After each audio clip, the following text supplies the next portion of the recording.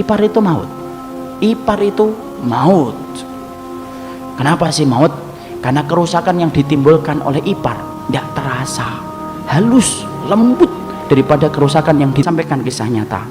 Tapi entah benar atau tidak, tapi dikisahkan ini kisah nyata. Tapi kita ngambil ibrah saja, lepas benar atau tidak. Ada seorang ikhwan di daerah Riyadh. Dia itu kemudian sudah menikah, lalu kemudian multazim. Tahu multazim artinya? Komitmen terhadap syariatnya bagus. Sampai satu waktu sang ibu menelpon beliau, lalu kemudian menyampaikan, nak, adikmu sekarang masuk ke universitas di kota yang sama dengan kotamu. Biarlah dia tinggal di situ karena dia nggak mengetahui tentang sifat daerah yang baru.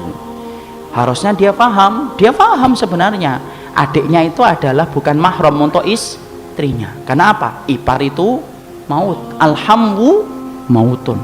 Ipar itu maut. Ipar itu maut. Kenapa sih maut?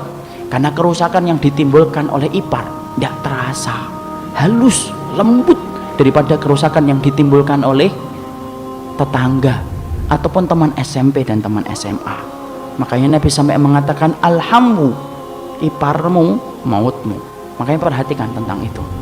Maka dia akhirnya naruh, bukannya dia menyampaikan kepada ibunya dengan cara yang baik. Mungkin ibunya nggak ngerti, saya khusnudhan nggak tahu. Harusnya, bu, maaf bu, ini nggak boleh karena ada istri saya. Biar saya sewakan rumah, biar saya kemudian carikan kontrakan atau sebagainya. Akhirnya apa? Dia terima, dia menggampangkan.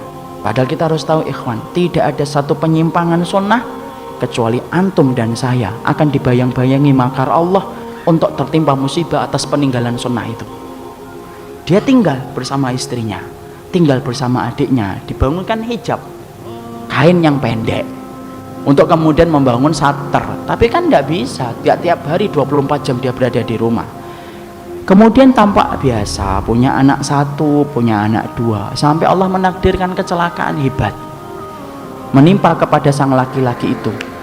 Ketika dia koma, semua tindakan dilakukan kepada dirinya, observasi mendalam dilakukan oleh para dokter untuk menyelamatkan beliau, menyelamatkan dia supaya kemudian dia selamat dari komanya. Observasi dilakukan, diadakan, diambil darahnya, diambil segala macamnya, sampai-sampai seakan-akan semua riwayat penyakit yang dimiliki oleh dia itu diketahui oleh dokter, semuanya lengkap, detail, karena observasinya mendalam untuk menyelamatkan beliau.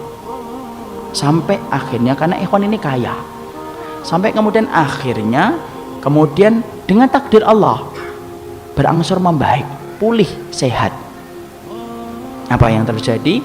Ketika sudah mulai sehat, datang keluarganya, datang anak-anaknya, menjenguk orang tuanya, menjenguk bapaknya.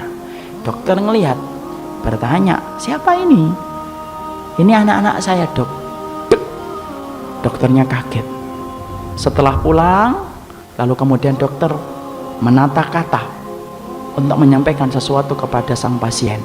Pak, yang saya tahu, saya cuma mau ngomong, dari semua observasi yang kita lakukan ketika bapak dalam keadaan koma, ada catatan riwayat bahwasanya sperma bapak kosong,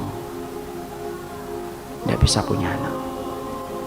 Itu diambil karena observasinya mendalam semuanya. Maka ketika saya mendapati bapak punya anak dua, pikiran saya cuma satu, di pikiran saya dua. Satu, bapak mendapatkan pertolongan dari Allah. Yang kedua, itu sebab yang kedua, saya tidak berani mengisi kecuali bapak sendiri yang mengisi sebab yang kedua.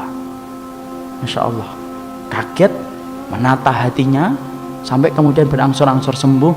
Dia tanya baik-baik sama istrinya, ditanya, dan Masya Allah, istrinya mengakui bahwasanya dua anak yang hidup bersama dia itu bukan anak dari dia, tapi anak dari adiknya dia, yaitu adalah adik iparnya.